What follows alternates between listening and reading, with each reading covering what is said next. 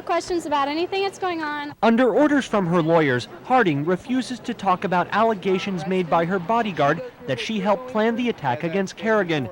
Welcome to Watch Mojo. And today we're counting down our picks for the most notorious cheating scandals in sports history. I kind of know that people do steroids. Well, you look at these people and you say, well, why do they look that way? Number 20, Mike Tyson. Was that just kind of a place where you just went and you kind of hit a wall? Or would you, if you had a chance to do it over again, would you do it over again? No, yeah, probably would do the same thing because he was really kicking my ass. It was June 28th, 1997. And heavyweight champion Evander Holyfield was getting in the ring with the number one contender, Mike Tyson. The fight was highly anticipated and served as a rematch of an earlier bout, which Holyfield won via TKO in the 11th. The second fight was largely dominated by Holyfield, who was controlling Tyson with sharp punches and smart movement. Tyson grew increasingly frustrated until he bit a chunk out of Holyfield's ear. But here's where it gets even crazier. After the officials gave Tyson a stern warning, he did it again.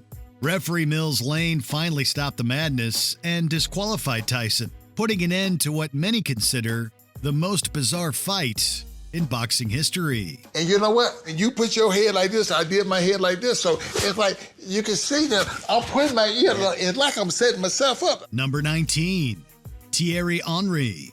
A total confusion in the Irish defence. The protest won't count. The referee's made his decision. The stakes are high. France and Ireland are battling it out in a World Cup qualification playoff, and the winner gets a ticket to the big tournament in South Africa. The match has gone into extra time, and the teams deadlocked 1-1 on aggregate.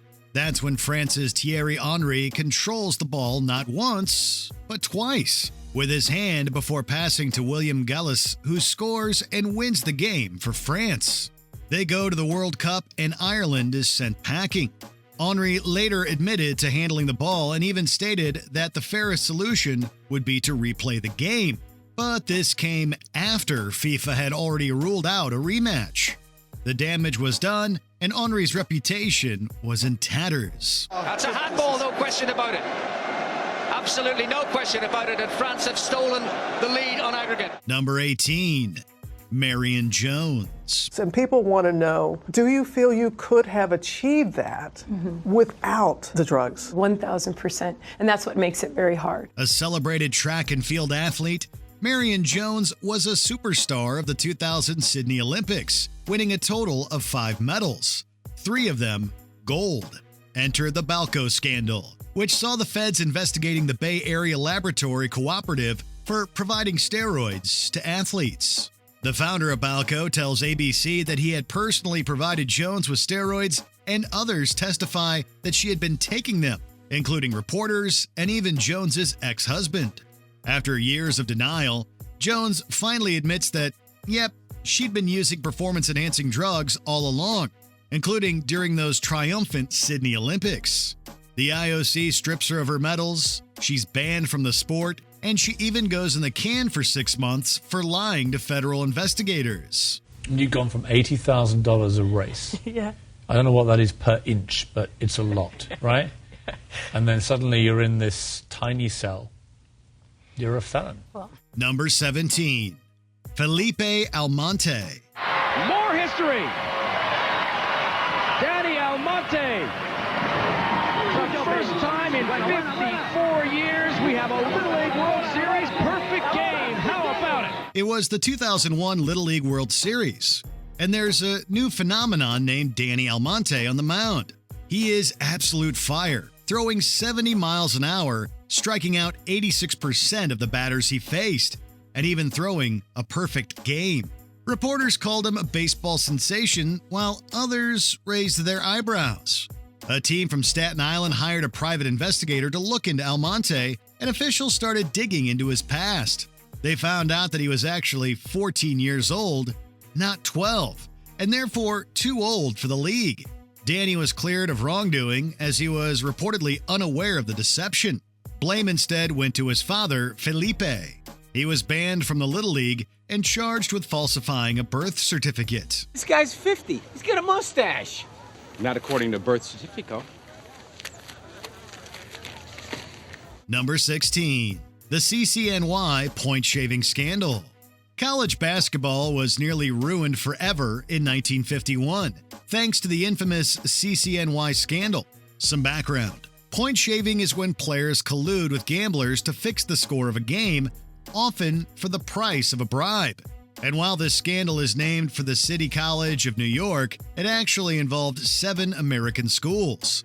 The scandal blew up in 1951 when a police investigation busted the scheme and accused dozens of players of point shaving. Many of the accused received lifetime bans from the sport of basketball, and some even went to prison. It also charged the entire landscape of college basketball, resulting in stricter rules, more oversight, and a big push to keep corruption out of the game. Number 15. Antonio Margarito. Margarito has not thrown since Shane landed that combination.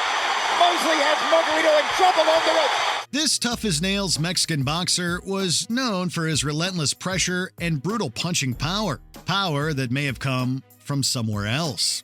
Margarito was poised to fight Shane Mosley for the WBA welterweight title, but Mosley's trainer noticed that Margarito had some kind of mystery substance in his hand wraps. Upon further study, it was found to be calcium sulfate, which forms a hard plaster-like material when combined with moisture. Yep, he was essentially boxing with casts on his hands. Margarito's hands were rewrapped, and he subsequently lost the fight. And later investigations unearthed similar clues in earlier matches, leading some to conclude that he had been cheating all along. There's another one. There's a big left hook. Why not stop it now? And there's the white towel from the corner, and Shane Mosley has annihilated Antonio Margarito. Number 14. East Germany at the 1976 Summer Olympics. Elizabeth Vargas brings us this heartbreaking story. How could it happen? How could we not have known? The Montreal Olympics were dominated by East Germany, a fact that surprised everyone and gave rise to more than a few vocal critics. The small country finished second in the medal tally and utterly dominated in women's swimming, winning all but 2 events. Observers at the time were deeply suspicious of this performance, and their suspicions were validated when the truth eventually came out. You see, in the years leading up to the Olympics, East Germany implemented a government-run program aimed at enhancing the performance of its athletes with steroids and other PEDs. They pumped their athletes with drugs and then dumped the surplus needles into the St. Lawrence River. How symbolic is that? I was really shocked. I was shocked how detailed, how organized the whole system was working. It was unbelievable. Number 13. Ben Johnson. The urine sample of Ben Johnson was found to contain the metabolites of a banned substance, namely stanozolol. It's always a shame when huge accomplishments are overshadowed by controversy. During the 1988 Summer Olympics, Canadian sprinter Ben Johnson won the 100-meter and beat his own world record with an astounding finish of 9.79 seconds. It was one of the most thrilling and unforgettable moments in Olympic history. Of course, he was doping the entire time.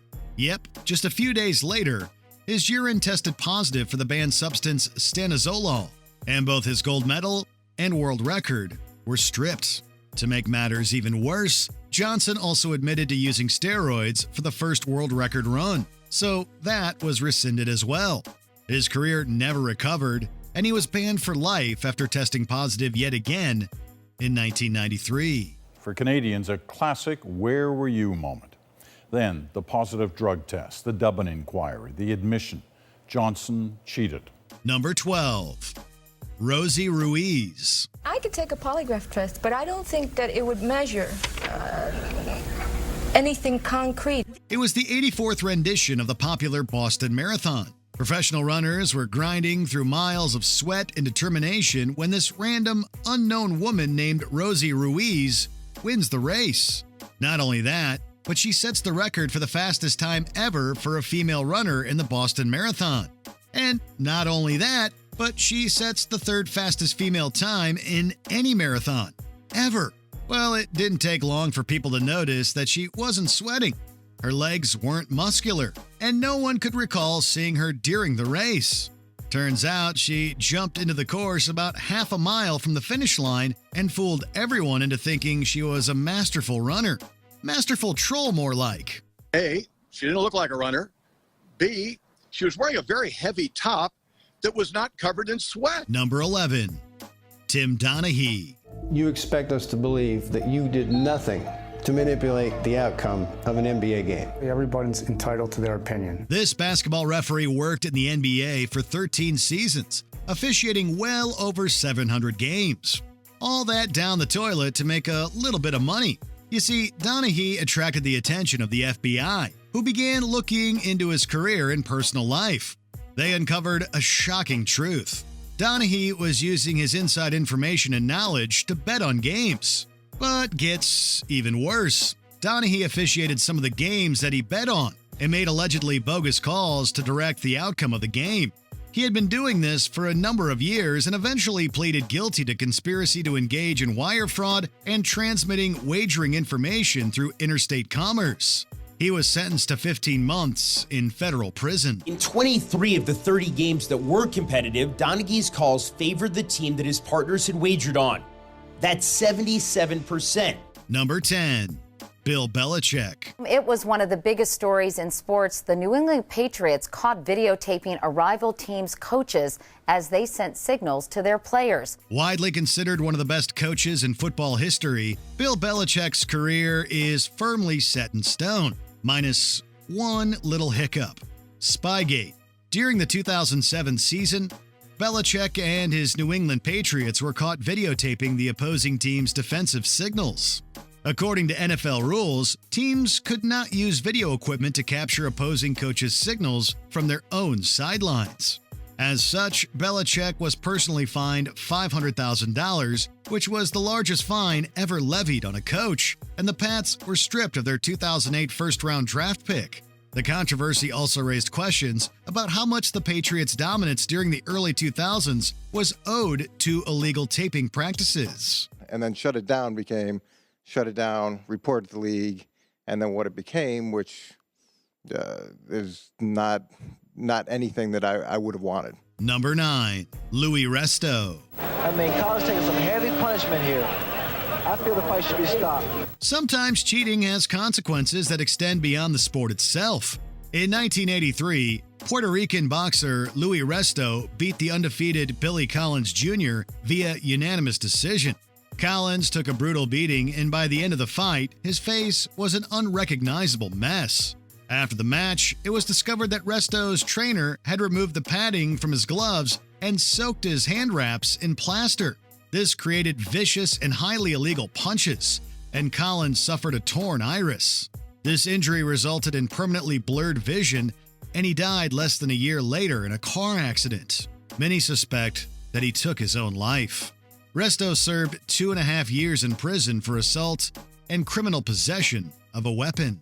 And he was crying, and he said, I've been beat up bad. You don't realize how bad I've been beat up. He said, I'm blind, I can't see, and I think I'm going to die. Number 8, the Houston Astros. Should the Astros be stripped of their title? Yes, they should. The title is illegitimate. The 2017 baseball season belonged to the Houston Astros. They finished first in the AL West with a fantastic record of 101-61, and they beat the Los Angeles Dodgers for the club's first ever World Series title. It was a great underdog story, and it remained as such until 2019 when The Atlantic broke it open. Turns out the Astros had been illegally capturing the signs given by the opposing catchers. The players would watch this live feed and give various audio cues to the batter to signal which pitch was coming, the most famous of which is a banging trash can. The team was ultimately fined the maximum penalty of $5 million, and their manager A.J. Hinch was suspended for 1 year and fired. Several players were interviewed by the league, but none would reveal the mastermind of this garbage can scheme. Number 7, Frederick LS. The men's marathon at the 1904 Summer Olympics is perhaps the funniest comedy of errors in sporting history. Cars kicked dust into the athletes' mouths, runners had to dodge moving trains, one was hallucinating on rat poison, which was given as a stimulant, and another took a nap after wandering off course and eating some rotten apples. And then there's Frederick LS, who crossed the finish line after 3 hours and 13 minutes. Just as he was being congratulated by Alice Roosevelt, people accused him of cheating. Yep, he hitched a ride to the finish line, even waving to spectators as he passed. He immediately admitted to cheating, and that's the story of the men's marathon at the 1904 Summer Olympics. Number 6. Diego Meridana. Mention the hand of God to any English soccer fan and watch them wince. Diego Maradona was a player for Argentina who was facing England in the quarterfinals of the 1986 World Cup. 6 minutes into the second half, Maradona punched the ball into the net to put his team up 1-0. Despite this being a flagrant foul, the goal was allowed to stand as the officials did not see him handle the ball. Argentina won the game 2-1, and Maradona slyly commented on the controversial goal, saying it was made with the hand of God. He later admitted outright that he had handled the ball and claimed that it was revenge for England's victory over Argentina in the Falklands War. Number 5. The 1919 Chicago White Sox. I loved baseball ever since Arnold Rothstein fixed the World Series in 1919. Baseball was absolutely enormous in the early 20th century, but its integrity was nearly ruined following the 1919 World Series. The heavily favored White Sox lost to the Cincinnati Reds, leading to rumors that the games had been fixed. Indeed, several players had conspired with gamblers to deliberately lose games in exchange for bribes. Many believe that organized crime was behind the ploy, specifically Jewish mob kingpin Arnold Rothstein. The National Baseball Commission was dissolved in shame, and 8 White Sox players were indicted for conspiracy to defraud. One of them was the famous Shoeless Joe Jackson, who was subsequently banned from baseball and made ineligible for the Hall of Fame. There are others, you know. There were 8 of us. It really mean a lot to them. Yeah. Anytime. They're all welcome here. Number 4. The MLB steroid era. So what is wrong with Major League Baseball and the Players Association? They allowed steroids in the game. They endorsed it. They turned their, blind eye to it. Nestled between the late 1980s and early 2000s is baseball's steroid era. So named because, well, you can probably guess. Many stars of this time have admitted to doping, including Ken Caminiti, Alex Rodriguez, and Jose Canseco. In fact, the latter wrote a book titled Juiced, in which he claims that up to 80% of all Major League Baseball players are on steroids. Perhaps the biggest symbol of this era is the 1998 home run record chase, in which Mark McGwire and Sammy Sosa battled to beat the record of 61 home runs in a season. McGwire ultimately won and shattered the record with 70 home runs. Guess what? Yep, juiced to the gills. They all did it, right? Mark McGwire, Sammy Sosa, they were all on the sauce. You could kind of look at the ones that did a certain way because they were square. Number 3, the Spanish Paralympians. Me dijo que la selección española de baloncesto de discapacitados estaba jugando los campeonatos con jugadores que no tenían ningún tipo de discapacidad. The 2000 Sydney Olympics were marred by controversy, and that reputation extended to the Paralympics.